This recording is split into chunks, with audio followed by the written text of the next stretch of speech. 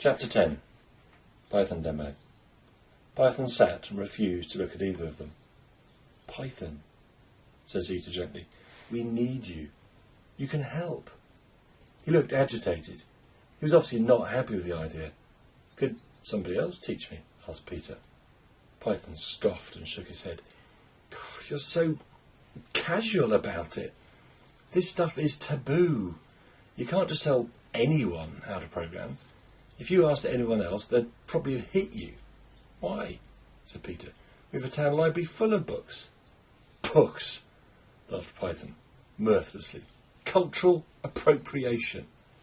There's some people who treat our knowledge disrespectfully. Tutorials, manuals. Frankly, it's a disgrace." Peter caught Zeta's eye, surprised by his outburst, but she seemed to have expected this response. "It's all we've got, isn't it?"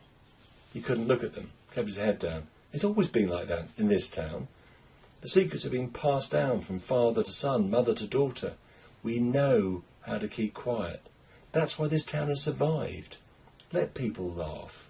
Let them think we're simple." "Where are you from?" said Python in a high-pitched voice. "I dunno." He answered his own question in a dull one. "It protected us, kept us safe." He didn't speak for a few moments. "I've got nothing against you, Peter.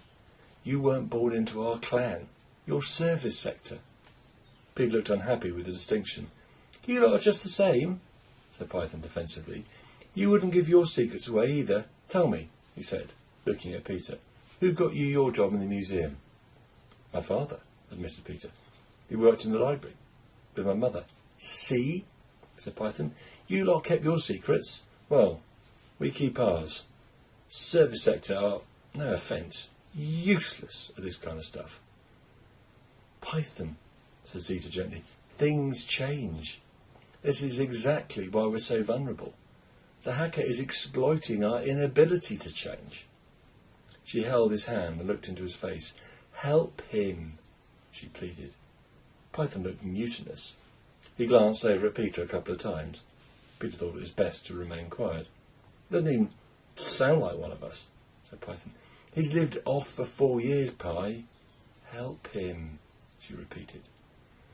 Python obviously struggled with an internal argument. He was unable to look Peter in the eye.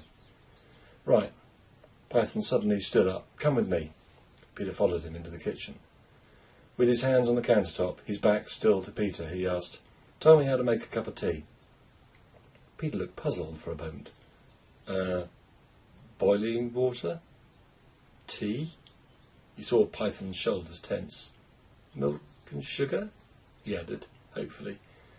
Reflected against the window, you could see Python's eyes close. He then took a long, slow breath, turned to face him. He tightly gripped the countertop behind him and said with great patience, "Pretend I'm from off, or another planet, and I've never made tea before. Tell me the exact steps I would need to take."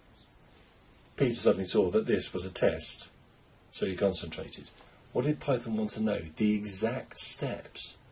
In his head, he played a movie of how he made tea. He remembered years ago reading a book on programming. It was a big book, very old, hard to hold. He remembered reading about writing code. It held his attention for a whole afternoon. He tried to remember anything from it that could help him now. Check the electric kettle has enough water. If it needs water, fill it enough for tea. Turn on kettle. Find a teacup. Position next to kettle. Find a tea bag. Add to the teacup, said Peter. Python's eyes were still closed, but his grip on the countertop behind him had relaxed a little. Check the kettle has boiled. When it has boiled, pour the water into the teacup, said Peter. The grip tightened on the counter again. Keep pouring until it's 2 centimetres off the top of the cup, added Peter quickly. The grip relaxed a little. Set timer for 2 minutes. After 2 minutes, remove the tea bag. Peter thought for a few moments. If milk is required, add a tablespoon of milk. If sugar is required, set a counter to how many sugars are required. Peter remembered something about this in the book. What was it? Keep adding sugar until the number of sugars equals the counter. Python looked up at him here, with a curious look on his face. Peter tried to concentrate. Stir the tea, and he thought for a few moments more, and finish. Python pursed his lips, scratched his chin, and breathed out loudly.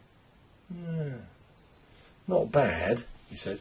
You missed out all the important steps, of course. You didn't check to see if there was tea already there, if the kettle had already been turned on, define what the water, tea, milk and sugar, where they were located, and you never tested the tea. Remind me never to ask you to make me a cup of tea. But, Peter tensed. He had long been of the opinion that everything that comes before the word but could be ignored, so he waited for the real evaluation. But, Python repeated with half a smile, actually okay for a first try. I think you may not be completely useless after all. Zeta walked over to join them. She'd obviously listened in. So you'll do it? You'll teach him? Python still looked unsure. Yeah, I'll do it. But you won't defeat the hacker with just a program. If that was the answer, we'd have done it already. The solution, whatever it is, will require more than that. Zeta looked relieved. Thanks, Pi. But be cautious. There's an anti-programmer bias in the town at the moment. They blame you for the attacks. Any unusual activity will draw unwanted attention from the authorities, so keep it quiet.